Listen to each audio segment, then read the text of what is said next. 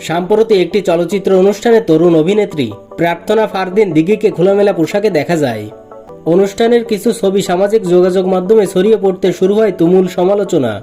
কেউ তার ফ্যাশনের প্রশংসা করেন, আবার অনেকেই সমালোচনা করে বলেন এমন উপস্থিতি সমাজে নেতিবাচক প্রভাব ফেলতে পারে। এদিকে বিষয়টি নিয়ে মুখ খুলেছেন মনোয়ারা হোসেন দীপজল। তিনি বলেন, একজন শিল্পীর জনপ্রিয়তা তার অভিনয়ের জন্য হওয়া উচিত, পোশাক নিয়ে বিতর্ক সৃষ্টি করে নয়।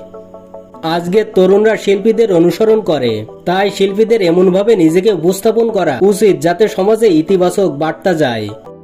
তিনি আরো বলেন, সাময়িক আলোচনায় আসার জন্য এসব করা ঠিক নয়, যা পরিবার নিয়ে দেখার মতো পরিবেশকে প্রশ্নবিদ্ধ করে। একজন প্রকৃত শিল্পীর পরিচয় তার কাজে, চরিত্র ও দর্শকদের ভালোবাসায়। বিতর্ক দিয়ে নয়, মেধা দিয়েই সম্মান অর্জন করতে হয়। অভিনেতা মনোয়ার হোসেন দীপজলের বক্তব্য ঘিরে সামাজিক যোগাযোগ মাধ্যমে শুরু হয়েছে নতুন বিতর্ক।